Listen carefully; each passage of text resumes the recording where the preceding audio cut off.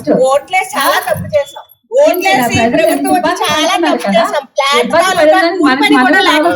వచ్చి దీన్ని అరికట్టాలి ప్రతి ఒక్కరు కూడా.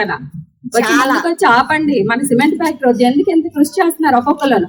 ఇళ్లలో ఉంటున్నారు అంతే, అందరూ ఎవరి పనులు వాళ్ళకి అయిపోతున్నా జరిగిపోతున్నా వంటనా తినేస్తున్నా అంతవరకు చూస్తున్నారు ప్రజలందరూ. తర్వాత ప్రజలకు ఏం కావాలంటే ఎవరికి ఏం తెలియట్లేదు. మన పిల్లలకి మనం ఏటిస్తాం? ఆరోగ్యాన్ని ఇస్తున్నాం? అసలు ఆరోగ్యమేమో మనం తిండి ఇచ్చేస్తే అయిపోతుందా? డబ్బు ఇచ్చేస్తే అయిపోతుందా?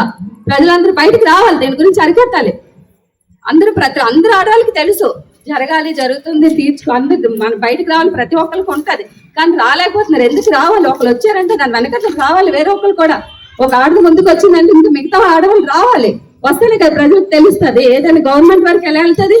మగవాళ్ళు ఎంత చేసినా వెళ్ళదు, మన ఆడవాళ్ళు ముందుకు వచ్చి చూపించాలి దాన్ని. ఇంకా సిమెంట్ ఫ్యాక్టరీ వద్దు, స్టీల్ ప్లాంట్ వచ్చే చాలా ఇబ్బందులు అయ్యి పొలాలు పంటలు లేకుంటే అందరూ ఇబ్బందులు పడుతున్నారు. ఇప్పుడు సిమెంట్ ఫ్యాక్టరీ వచ్చిందంటే ఇంక సిమెంట్ తినే బతకాల. ఎంత ఆస్తున్నా సరే పిల్లలకి కూడా ఆరోగ్యాలు బాగో, పెద్దోళ్ళు బాగోరు. Don't forget to like, subscribe and share the videos.